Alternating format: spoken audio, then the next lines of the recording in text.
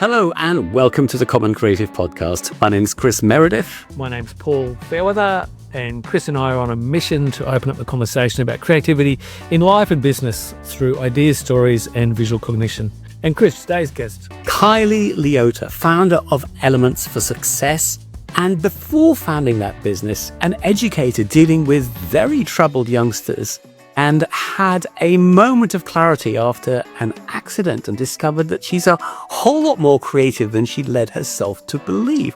And so we're about to hear a fascinating story about somebody who didn't think she was a creative and now an expert in creativity and leadership. Yeah, Chris, what I love about this conversation is that, we have all different people, all different types of people. Some are highly creative. Obviously, we're all highly creative, but acknowledged or aware that they are. And Kylee, in some ways, is, like how we hope people will evolve.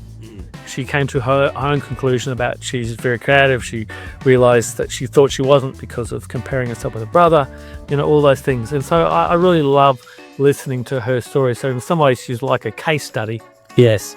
But then, it's great to hear her, the stuff that she's discovered herself through her own curiosity, which you and I often teach. So I really love that. I thought it was and stay tuned, because she has created some frameworks, some tools to help people be creative.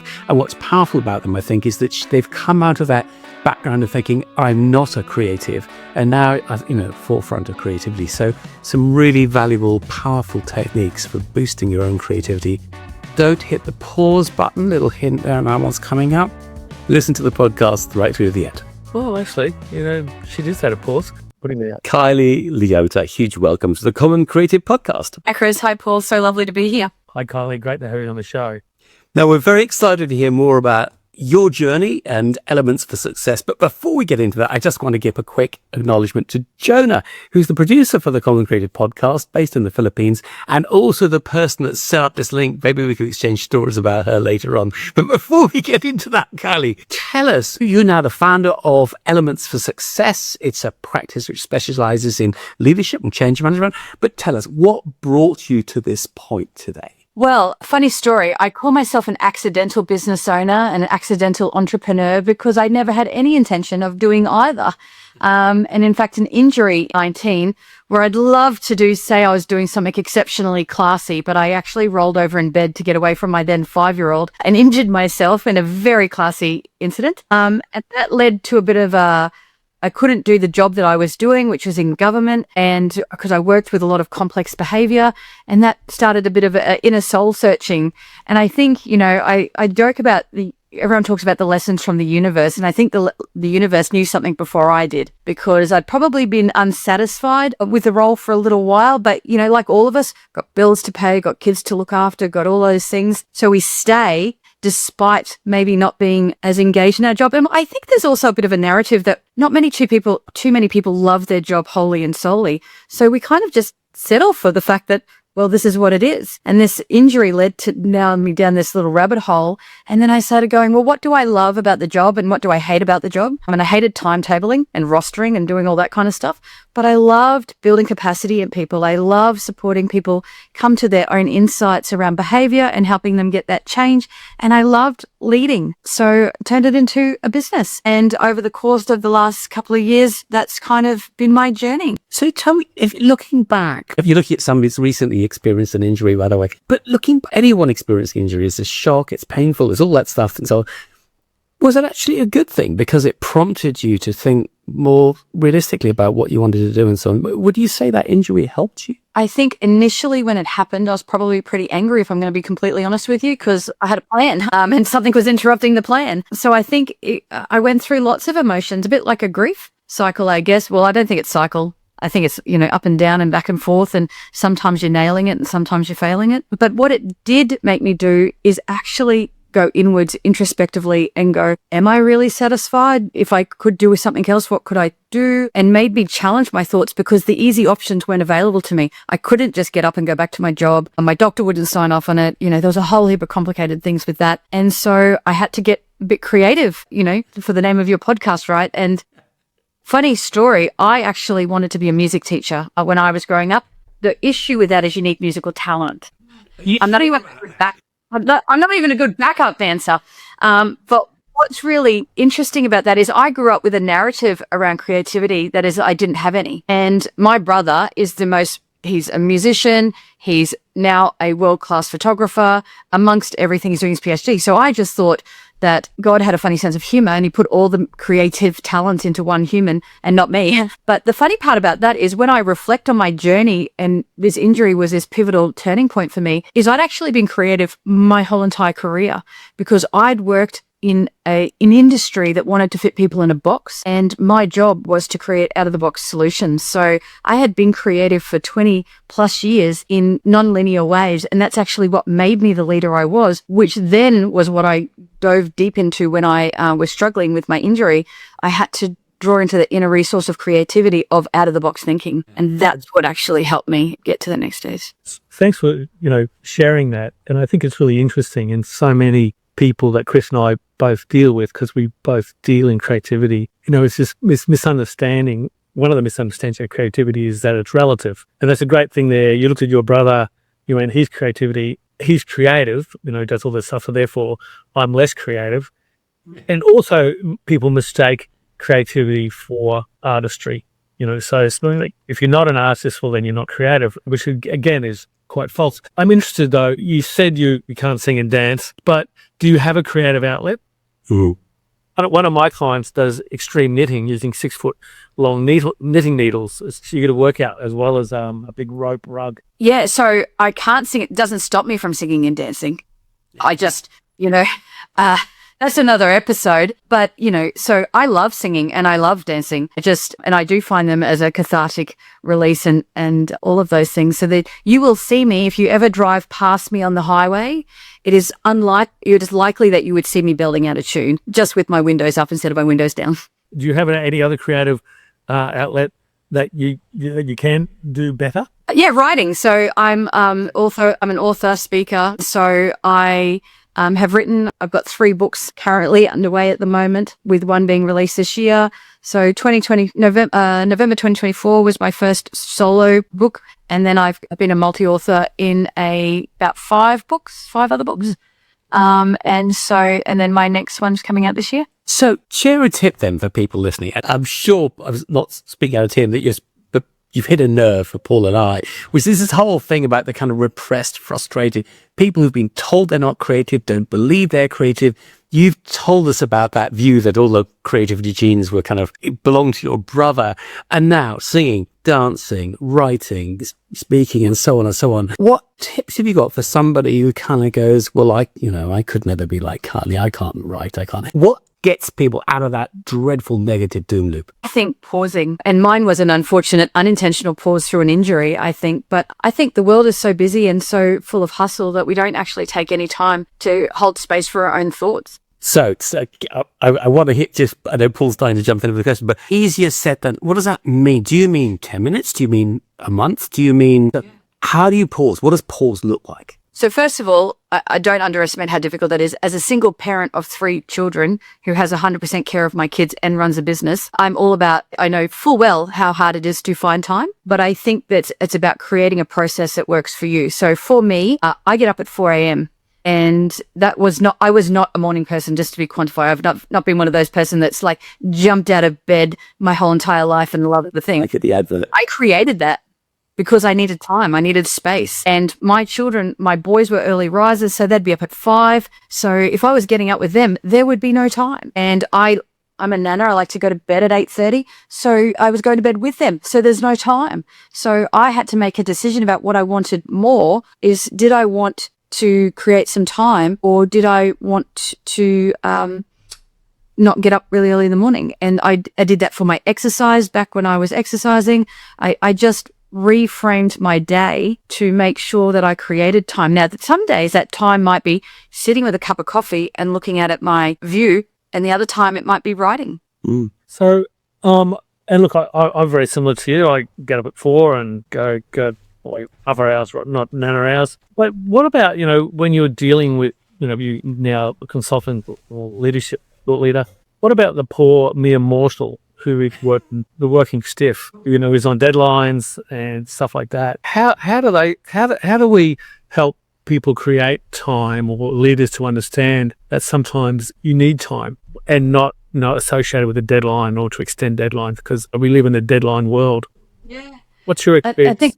I think two things come to mind. One is this concept of a pre-mortem versus a post-mortem, where post-mortem is where everything's gone bad and we're, playing that catch of reactive game. My background is in behaviour, and so we always know that proactive is better than reactive. So being able to do a pre-mortem and anticipate what potential things come up and actually have a plan around that. You don't have a fire drill and hope they have a fire. You have a fire drill so that you know what to do if there is a fire. Sometimes even just that can help. And the second thing I was going to say was audit. We audit our books, but we don't audit our time. And I think we get a story in our head. Like I was working with a leader one day who thought she was a terrible leader because she had one day for administration and she was taking work home every night. She was working really early in the morning. When we actually audited the day that she had allocated for admin time, out of the 10 hours she was doing on allocated day, she was doing maybe 30 minutes of admin because everything got hijacked. But because she had it in her head that it was an admin day and she wasn't keeping up with her work, all we did, once we unraveled it, we moved the day from Monday to Wednesday. Within a month, she was caught up with her work to the fact that she was actually bored and was now looking for other options. But we don't get a story. We don't check it to make sure it's accurate. And so sometimes it's about, tweaking versus throwing baby out the bathwater. Well, look, that is that's great to hear that there is hope. I just wanted to add something, and I talk a lot about reactive and creative. I've got a little alliteration thing that if you take to go from reactive to creative is only a C change, and it's literal. You take the C from the middle and put it in the front.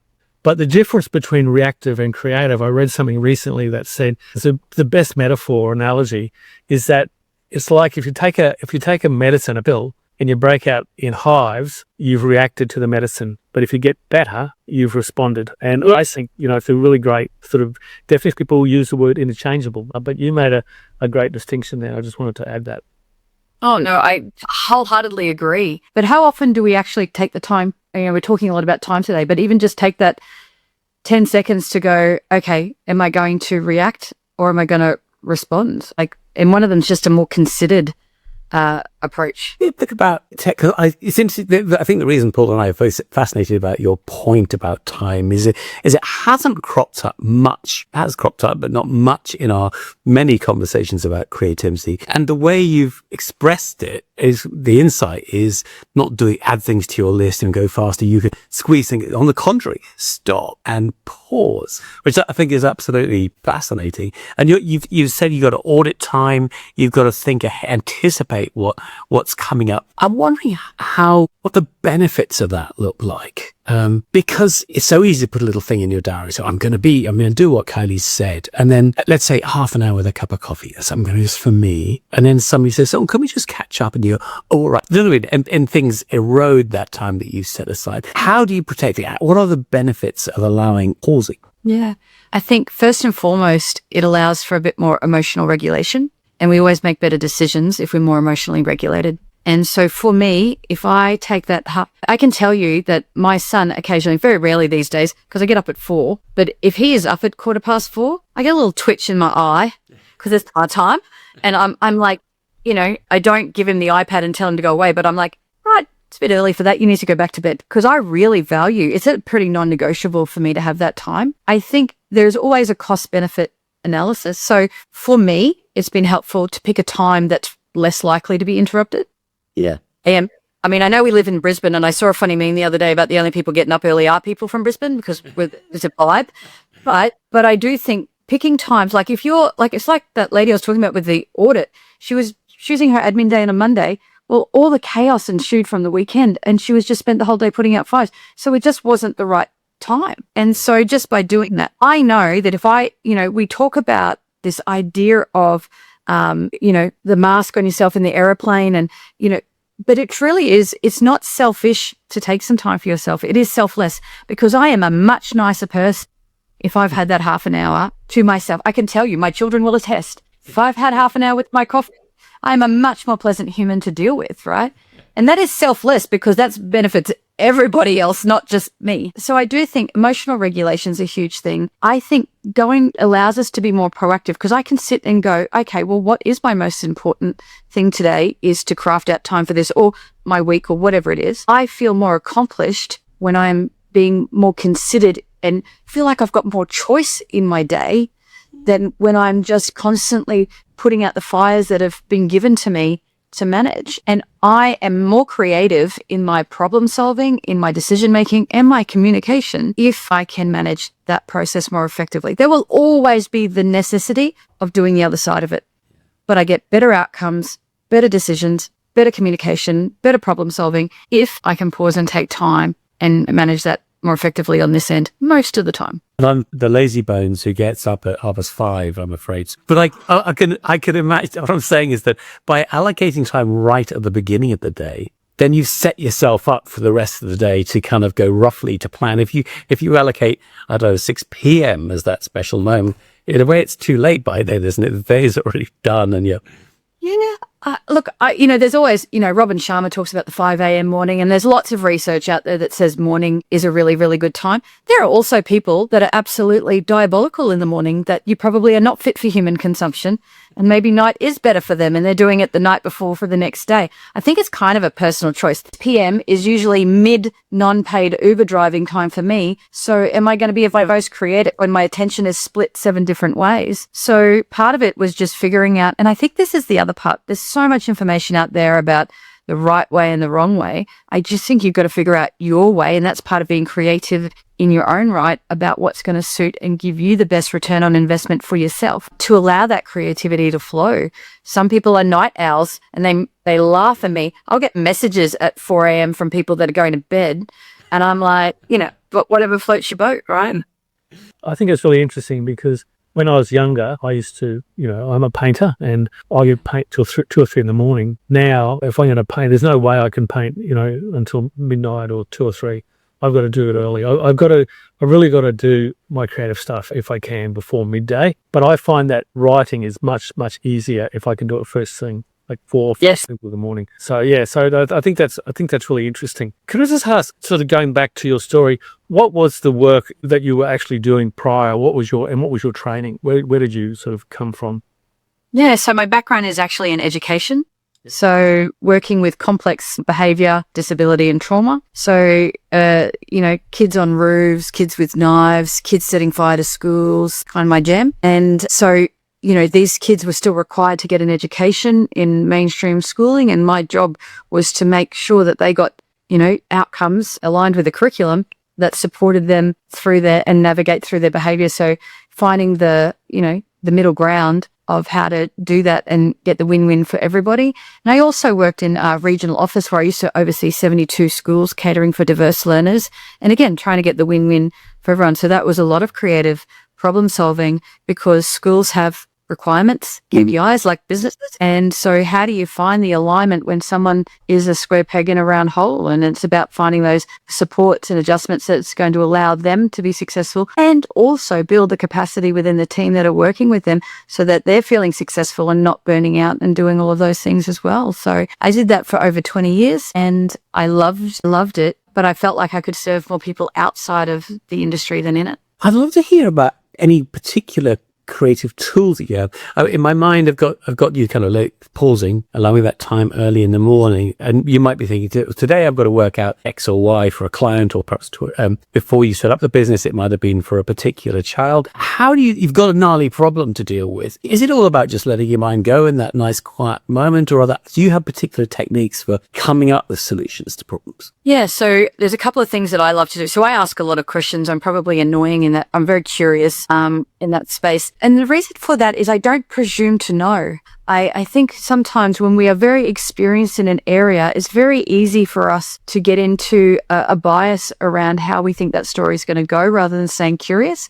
And I think if we're not curious, we lose that creativity because we've already filled that with an answer before. So I'm just going to default back to that idea. And I think that stops us sometimes coming up. I think the secondary part of that is I'm very big on perspective taking. So if I'm working with a scenario where there's been a horrifically violent incident, for example, I will have a person's if I go back to school land, I'd have the teacher's perspective on what happened. I'd have the kids' behavior perspective on what happened, usually, wading through the swear words of their description of that story. And my job was to hold space for different perspectives along with that and come up with sometimes a bit of a out of the box solution or idea. But through holding space by asking lots of questions and being really curious, being really empathetic and compassionate in the conversation, and also really holding space for perspective taking, because I think sometimes people think that when you have whole space for perspective, people think that you're taking on their side or their side. I'm not, I'm just really listening. And from that, I draw out a lot of people, and a lot of people come to me and go, oh, I'd never thought of it like that. I'd never thought of it like that. And so that's some of that, then that lens, it's almost like a diving board to then dive into some creative solutions at times that sometimes people have never considered. Love that metaphor. Yeah, curiosity is, as opposed to time, it's a common theme that comes up. And we do have sort of right examples. Something's just occurred to me. You're talking about these troubled youth who they go against the norm, they don't accept the status quo. In some ways, are they particularly curious people? Because, they're curious to see how far they can go, how many buttons they can push. And I suppose they're being creative because they're not doing what, 99% of the rest of you doing and doing what they're told. So, and it's that thing about, Steve Jobs said, to the rule breakers. So do you think there's a high level of creativity or curiosity with these young outlaws? Turbulent people, yeah. So I certainly think they have come up with some of the most creative solutions that I have ever come across in my life that I would never have come up with myself. I think the challenge is, within a rural structure, we want to use that curiosity. Is that whole use your powers for good stuff, right? So funny story, many, many, many years ago, kids hacked the school system and ordered pizzas for the whole year level on the school's account, right? I think that's pretty ingenious myself. I wish I had those tangible skills. I had another young person excluded from school because he hacked into the school system, found all the safety loopholes in the system that were like all the back doors, and then told the school about it so that they could fix it. Yeah. He was excluded. So it is really difficult within the construct. And I think this is, we know that the education system is an industrialist model. We know that it doesn't fit. Increasingly, with all of these things that are being developed in our world, between AI and stuff like that, we know that there are less and less children fitting into a box. And I do think it's a fine line. But, my second child is at university and he's exceptionally smart. But I think sometimes the system falls down because, for example, by the time he was in year 10, if he needed an extension on an assignment for something like, I don't know, he was fractured his leg or something like that one time. And so we did the doctor's appointment and I said, well, you can email the department head and CC me in, and emailed them. And then they said, oh, no, your parent has to do that. And I said, but you're trying to build his independence. You can see I'm CC'd and so that's where it becomes a bit paradoxical. And I, question sometimes the good we're doing. And I think, we're talking about creativity, but I also think foundational to that, if we have a strong sense of psychological safety, we create place for challenging thoughts without ego getting in the way and going, well, I'm the teacher, how dare you? We would teach kids how to challenge that system respectfully and in the right way versus, standing up and getting into an argument with a teacher in class or doing that, And I think foundational to that, creativity comes from a sense of safety, because if you feel safe to try, then you're going to have a go. So learner safety is a psychological safety phenomenon that you can't be your creative self. And I'm sure you gentlemen can speak to it far more than I on if you're not willing to have a go and put yourself out there and learn, how are you going to be innovative and creative and things like that? So I think foundationally, and it's a piece of work I'm really passionate about because I think it's done so poorly and tokenistically, is that organizations, both for young people, but for adults, we don't do psych safety well. And if we want creativity in the workplace, we want creativity in schools, we have to have a strong foundation in psychological safety where people feel like they belong, not they're going to be ostracized for being creative and having an out-of-the-box thought. Learner safety is they're not going to get it right all the time, but they can have a go. Contribution safety, my ideas are valued, even if they're not on the mic. And challenger safety, how do I challenge that status quo through my creative ideals without people being offended and their egos being hurt, whether it be a leader in a business or whether it be an educator in a school, similar sort of principles. And I just think that's where we're going to get the change in creativity. It is a paradox because we need to feel safe, because creativity is all about feeling unsafe. Because, when you're going out, you're doing something new. It just comes with fear. That's sort of part of it. So it is an interesting thing. I think I'm really fascinated by this because it's something that I've never really thought about before. I see all the negative press and everything like everyone else. But what is driving it? So that's great. Well, that's really interesting. Yeah, I'm again, my pulse is beating fast because I agree passionately with it that if you're doing something new, if you're creating something, you will have failures. If in fact you're not having failures, then you're not being creative. But business is such a high risk environment. And for artists, if you produce a canvas or a dance, and it's harder to measure objectively, but business has to deliver that bottom line. And I'm wondering if there's a way of structuring psychological safety in a way which, forgive the jargon, in a way which protects the bottom line, which makes it kind of business friendly. Otherwise, it risks looking very woo-woo. We want to make mistakes. We're all going to share learnings, blah, blah, blah. Yeah, but not around here, we're not. 1000% agree with you.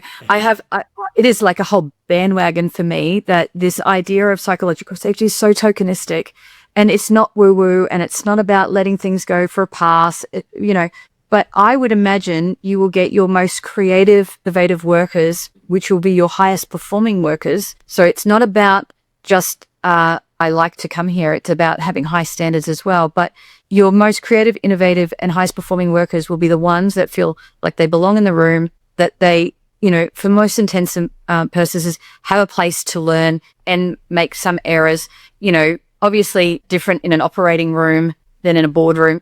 The vast majority of the time. So, it's about creating an environment where maybe it's the meeting with this team that we nut out our learnings. When we go into this space, we're minimizing risk. Contribution, there's this research from a while ago that talks about the university lecturer that talks about these people could take as many photos as they wanted and they could submit the best one. These people got to choose one photo and they had to submit that. We know this story, right, around creativity. Now, if you don't feel safe enough, if you can only take one photo, how safe do you feel? Yeah. So you're always going to minimize yourself, your ideas, and your contribution for fear of getting it wrong. Whereas we create more creative workers if we can hold space for the thoughts at the appropriate time and at the right places. At the AGM or a pre-IPO launch is probably not the idea to go, oh, I've got a contribution to give you right now. It comes back to that timing thing that we were talking about earlier, right? But I do think the leader, I'm working with a CEO at the moment, and he rang me, and we've been working on this a quest for excellence is what we're on. And psychological safety is a foundational piece for that. And a leader came to him and said, this is really bothering me. And his initial reaction was, it was very hard to hear, but he did exactly what he is professing, is that he holds space for it. And he said, hey, thank you so much for sharing. Can I get back to you? And then rang me and went, oh my God. But that's a safe space, right? For his contribution to unpack it in a safe space. And I think this is where I love external coaching versus internal coaching, because how often are we going to our boss and going, oh my God, we don't want to look incompetent to our bosses. Whereas an external coach can sit there and go, well, this is rats, probably all sorts of other words. And that coach's space is to go, okay, awesome. Thank you so much for it, and acknowledge that and go, okay, and now what? Where are we heading with that? I wonder if it's also having different spaces for different kinds of thinking. You mentioned it. Don't have clever ideas before the AGM and so on. So it may be particular parts of the week or particular places at work. We say, this is where we want to share learnings. This is where we want to make mistakes.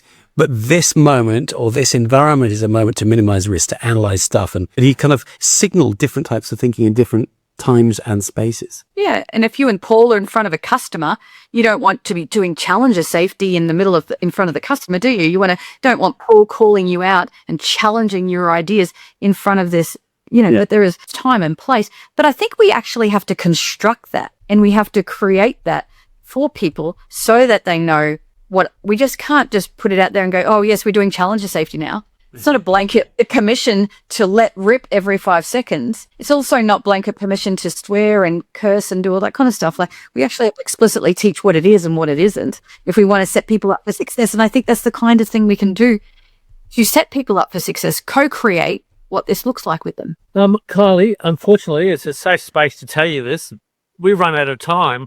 We can't pause either. Unbelievably, these things go so quickly. So you look, one final tip from you for our listeners about whatever. I think for me, creativity and success comes from creating some constructs for yourself. And I developed this idea called infinite leadership. And that's actually what my book is around. And each of those letters is a pillar. And I think we don't take the time, like I mentioned at the beginning, to actually audit things in our lives. So, the first letter of infinite I is identity. Who am I right now? And it is aligned with who I want to be. And the last pillar in infinite is ecosystem. Who are the people that I surround myself with? And are they going to serve me to get to where I want to be and be that person I want to be?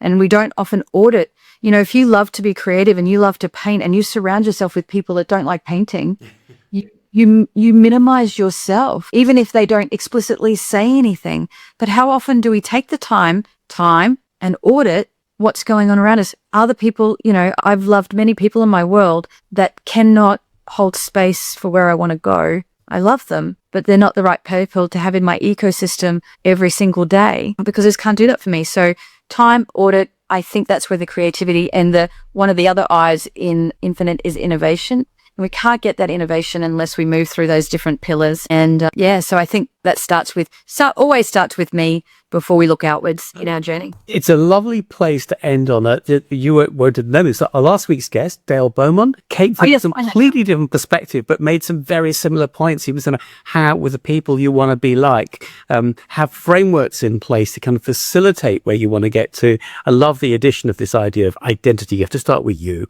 Who are you? What do you want to be? And that lays the foundation. So it's a lovely moment to finish on. Thank you very much, Kylee. Thanks, Kylee. Before we finish, Chris takes notes. I do drawings. Oh, I love it. Can you please send it to me? I'll post it up. Okay, I'll send it scanned. Look, yes, thanks, Kylee. That was really, really great. And I love your model at the end there. So thank you. And I think I'll just pause after this show. Thank you. Oh, Chris, that was great. I love it. I think I need to look more into her infinite model. Yes. I love between the I and the E, there's a finite thing. And that issue, starting with your identity, I think creatives have to be very confident in their own skin, and it means understanding who you are, how you feel about yourself, and being comfortable with that, because when you're putting new stuff out there, some people are going to react negatively, some people will be indifferent, and if you're confident about who you are and what you stand for, it doesn't matter. It's their problem, not yours. But if you're not sure, it just feels so painful to be judged and to get feedback you don't want. Yeah. No, look, I think it was very interesting, and it was great. So I thank you, Jonah, for introducing us to Kylee. So we hope you liked what you heard. If you did, the most important thing you can do is hit that follow button. We'd love to say if you follow us, we can send you notifications about future episodes when they come along. But also give some feedback, maybe drop a note in the comments, give us a rating. Thinking about Kylee when you give us the rating, which must mean a 5 stars, surely. And tell your mates about the Common Creative. We want to get the word out there. Yeah. Or, 3 for Kylee and 1 for Chris and I. It's 5 in total. Either way. However you get to 5, we don't care. Thanks so much for joining us. See you for next week's show. See you next week. Cheers.